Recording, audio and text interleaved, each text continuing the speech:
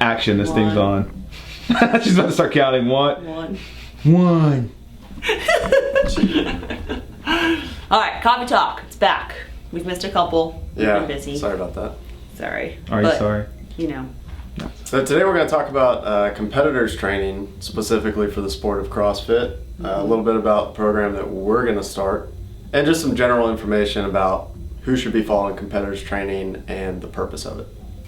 Yeah, this is something I'm really excited about. I've personally competed within the sport of CrossFit, not at a high level or anything, but I've just always been a competitive athlete. And so I like the idea of testing myself, holding myself accountable, training towards a very specific goal. So I'm getting back into starting to work towards doing more competitions in the near future. And we have a lot of other members that are interested in doing so, that are appropriate to start to do some more volume than what we typically do just for the 1 hour class, right? Because they're viewing this now as a sport. It's no longer, when you train in the competitive side of CrossFit, it's no longer about just fitness. It's no longer about just using CrossFit as a method to become in great shape, improve your body composition, get strong, and all those things. It's a different beast. It's a whole different approach. So I think if you're going to follow a competitor's training program, you should have a good reason why you're doing it. Not just to chase more fatigue and do harder stuff, but to really develop yourself as a better athlete and try to build yourself up to compete in the sport. So that's really the whole point. Right. Instead of just training a lot for not a specific task. So. Yeah, and so for us specifically at Elevate, we are starting a training team, and we want to develop a team of athletes that train for specific events and competitions throughout the year.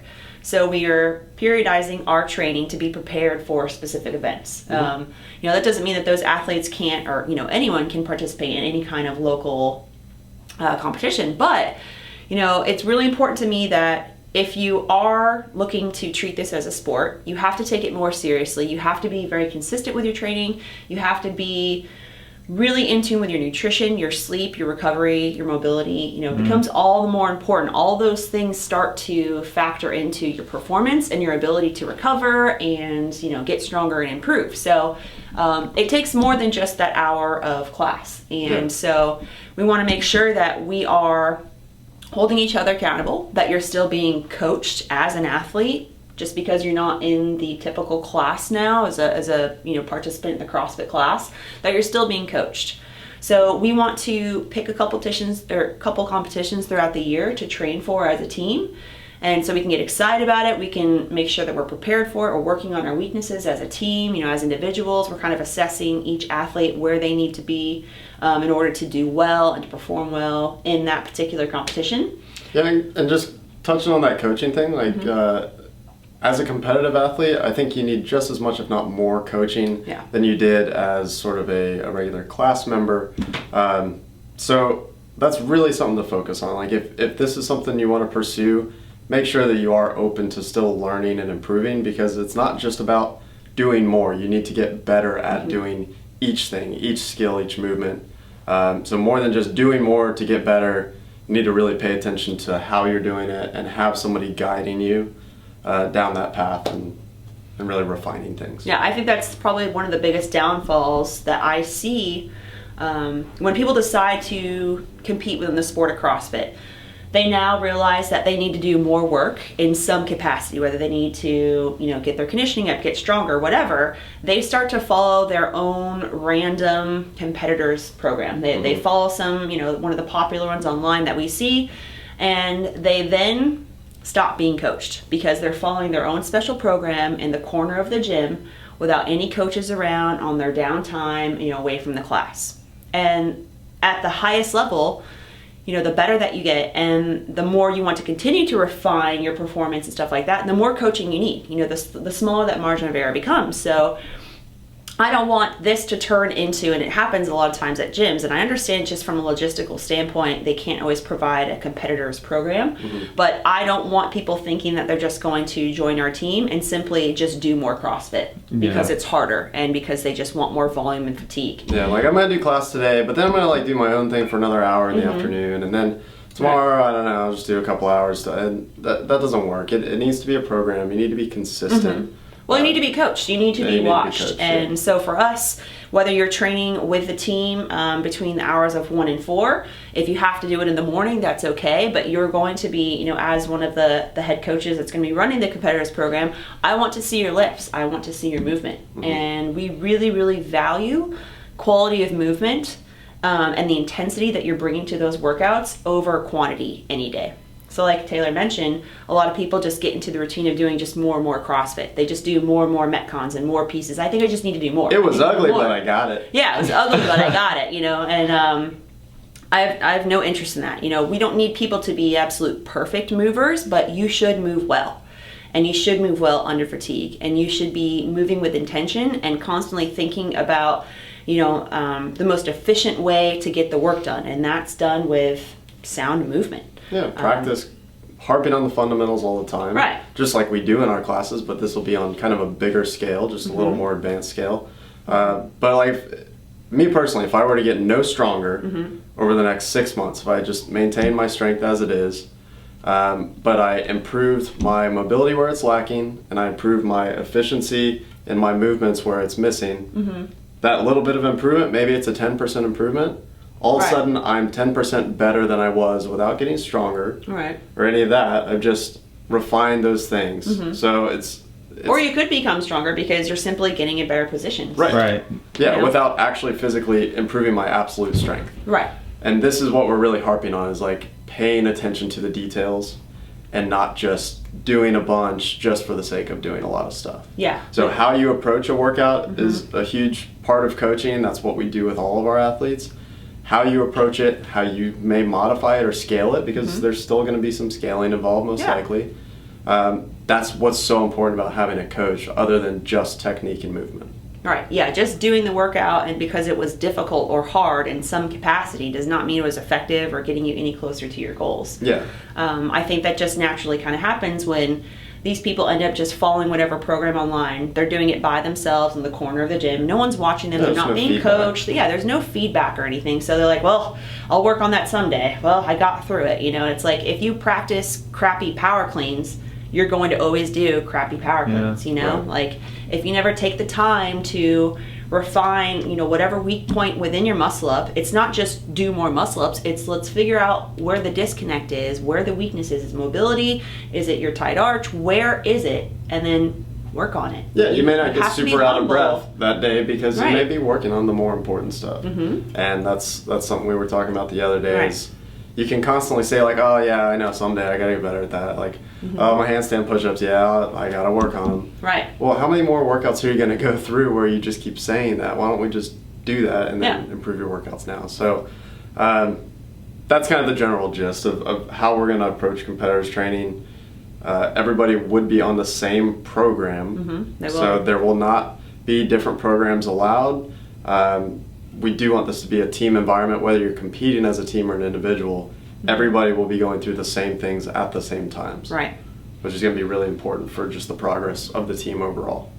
So with that in mind, we have also some kind of movement standards that we think are base level requirements, prerequisites before you start something like this. Right.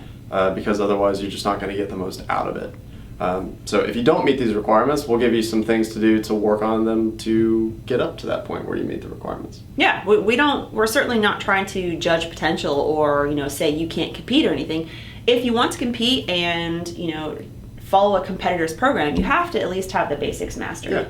And if you don't, why not? What are you doing to better yourself and at least master those certain things? If you're not willing to put in a little extra work to get your first ring dip, you're certainly not going to have the commitment to follow and get the most out of a competitor's program. Yeah, it's like any sport. Right. I mean, treat it like any sport. If, like we were talking about earlier, if you have a terrible jump shot, well, you should probably work on that before you go into like a competitive league. That would be something to work on. So just meet the demands of your sport so that you can improve at your sport. Yeah. So let's go over some of those requirements. So basic body weight gymnastics movements. You have to have an RX handstand push-up. So that means flush from the ground. You have to be able to push up from the bottom, lock out. Okay. It could be strict or kipping, but you need to be able to have that full range of motion of that movement. You can't be stacking plates and a bunch of ab mats to decrease the range of motion. You have to be able to have the RX depth of the handstand push-up. Yeah, and I would say for at least a few reps, like a few consecutive reps. We can build on volume,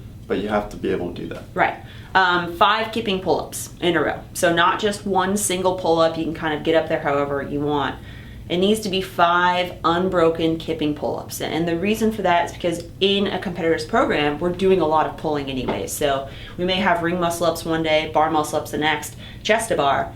You're not going to scale all that to do pull-up, ring row, pull-up. That's just, it's a completely different workout, stimulus, and program. So you need to have at least kipping pull-ups down. I'd say 5 in a row is probably the minimum. Yeah. Ring dips, full range of motion ring dips, biceps to rings, no band, gotta have it. Same thing, kind of relates back to the muscle up and all those movements. You can scale those, but if you don't even have the basic scaling variations. Yeah, if you don't have the components, like we're not going to require a muscle up yet. No. But you should have the components of it. Yeah. So that way you can work on getting those muscle ups. Sure. Toes to bar, that's another one. You need to be able to do a toes to bar. As far as weightlifting movements, weight is not the issue. That's probably the easiest thing to scale and to learn how to scale and modify. It's the movement itself. So if you cannot do a full depth below parallel overhead squat or full snatch, that's something we need to address. And if you don't understand why that's not happening, more than likely it's a mobility issue. We need to figure out what part of the chain of the body is not functioning well, whether it's a limitation in flexibility, or if there's some sort of deficit between passive range of motion, active, whatever the dysfunction is, we need to figure that out and address that before you try to jump into a competitor's program, because there's overhead squatting all the time. Yeah. There's full depth snatches all the time. If you're doing power, it's a completely different workout. Right. And then double unders. Just one of those things, there's absolutely no way to promote that same stimulus. You gotta have double unders. Yeah. Yeah. It's just part of competing. It's double unders and single unders are a world apart in my opinion. Yeah. The demands of double unders and just having that skill and that coordination and what it does to you during a workout is completely different. So scaling that down to single unders just won't make sense for a competitor's program, whereas we can scale things like muscle ups or some of those higher level skills. Yeah. And all of these requirements are based on safety and really giving you room to grow and improve. Right. Like she was talking about with the overhead squat, if you can't get to full depth, you're going to compensate, and when you compensate over a lot of reps and a lot of volume, then you get injured. Injury, yeah. And that's what we don't want, is people getting injured because they weren't prepared. Yeah. And I mean, with a more competitive program, the higher up you get in any sport, the risk for injury is there. We know that, and you just have to understand that playing any sport, doing any type of activity, there's always risk for injury. But, the more volume you do, the more advanced, the more intense it gets, of course, the room for injury increases. Yeah. But we can minimize those risks by having the right amount of mobility, having the basics and the fundamentals mastered. And just having sound, technique, and form. I mean, exactly. Having sound movement standards, sure, there's always room for injury, but if you have sound movement patterns, I mean, you're in such a better position. All injury happens because of poor movement or lack of movement. Exactly. That's the only thing that happens. So if you don't have those movements and you're wanting to get into the sport of CrossFit and joining our training team, we have templates. Okay, we have progressions. We have things you can follow. Let's say you have pull-ups down, but you don't have ring dips. What do we need to do to get more ring dips in? You need to be practicing those things. You need to be committed to putting in the volume, the extra work to get those ring dips down. Same thing with double unders. If you don't have them, why not? Ask one of us. We're here. We have a staff full of awesome coaches that are really knowledgeable, very passionate, great movers themselves.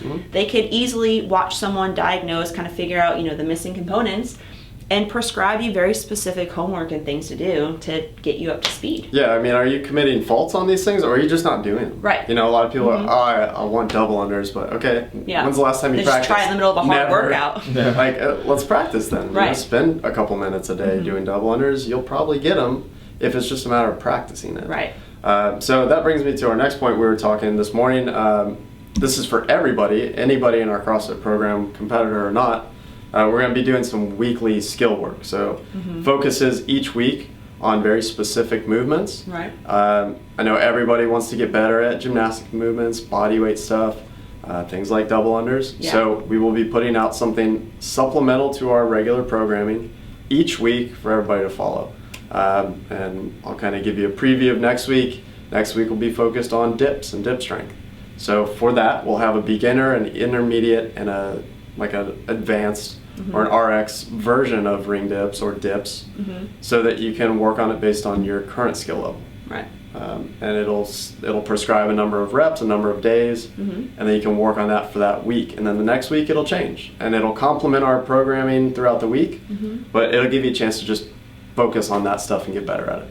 Yeah, so no excuses. We're providing all the tools and opportunities for you to get to the level of which you want to go. You just have to put in the work, and you really have to be coachable. I want to really emphasize that we are, whether you're from another gym or whether you're a current member of ours, we are looking for coachable athletes. We want people who want to continue to improve, that are willing to take a step back and address their movement, right? If you have this major hitch in your clean or your snatch and you're getting frustrated because you're missing weight, you have to be able to strip the bar down. You have to be able to go back to the hang, and get better at those movements and retrain those patterns. They're never going to get better unless you slow down and address it. Right. You're always going to default to what you practice when you're tired, under the clock and stuff like that. You don't rise to the occasion, you sink back to the level of your training. And so if you're always training crappy movement, crappy patterns, that's what's going to happen, especially when you're tired in the heat of the moment. Yeah. Your movement isn't going to get better during a workout. Yeah, if you can step back for like 2 to 3 weeks on something. Right. Like say cleans, all right, strip it down to an empty bar or lightweight, practice your cleans from whatever position that you're not good at, and spend a couple weeks there, and then all of a sudden, now forever, your cleans are better. Yeah. So it'll be worth the 2 or 3 weeks. Right. And that's what we're talking about. So just being okay with taking some skill days, some refinement time, and just be coached. Let us give you input. Let us make you better. Yeah. It'll work. We know what we're talking about. Yeah, we're excited. It's going to be really fun. I've been wanting to do this for a while.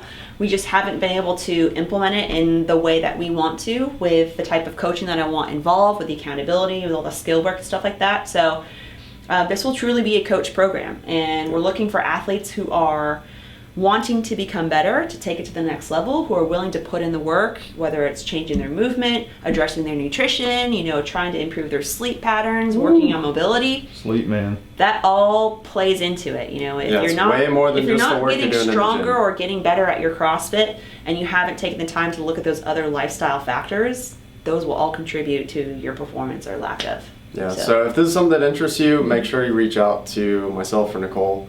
It is something we need to talk to everybody about first before they enter this program, make sure it's a good fit for them. Or if you're not sure on how to get there and you want to, then we can talk about working on your specific goals to get you up to speed so that you're ready for something like that. Yep. Yeah, I'm super stoked. So, questions? Can you think of anything, Griff, off the top of your head?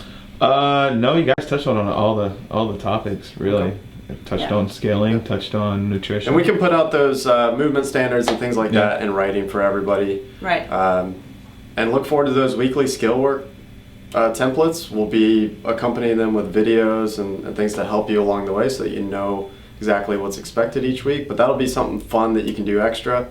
We're looking forward to Elevation Nation getting out there and competing and having a sea of Elevate shirts in our tent and showing up to mental toughness and mental toughness when it comes to training. Oh man, mental. Well, that'll be a talk for now. Yeah, that'll be another talk. But that just goes alongside with the ability to being coached. Maybe it's not your movement itself or your strength or your aerobic capacity. Maybe it's how you're approaching a workout and your attitude towards it. Are you able to transition from movement to movement? If you miss, do you immediately get pissed and everything just goes to shit and you give up, and you mentally check out? Those are all things that make a huge difference, especially at the higher levels of any sport. I cry, personally. It's mental, for sure. So being open-minded and learning to grow and adapt as an athlete and as a person, mentally, physically, it's all really, really important. Yeah, cool. And again, that's the need for coaching. Right. Yeah, it's the need for coaching. This is not just doing more CrossFit and, follow a really hard program and beat yourself up every day. This is training with intention and trying to improve upon those things that you personally need to improve upon in order to be a better athlete and to constantly become better. Yeah. So we're finally back with Coffee Talk. Yeah. Hopefully we'll get back on schedule. Sorry for the delay. But yeah, stay tuned next week. We'll have another topic for you. And again, Elevation Nation, stay tuned for the weekly templates on skill work and some more stuff coming out. Make sure you get on that Murph pre-order. Oh, yeah. And don't forget, the Elevate Classic is coming up May 13th. So register your team of 2. Same gender, we've got RX and Scale divisions. You can register on boxtribetracker.com. Make sure to follow us on YouTube at Elevate St. Pete. Those plugs. And we will see you next week. So many plugs. So many plugs. I'd love it. Getting there. Hell yeah. All right, see y'all next week. Bye. Thanks for watching.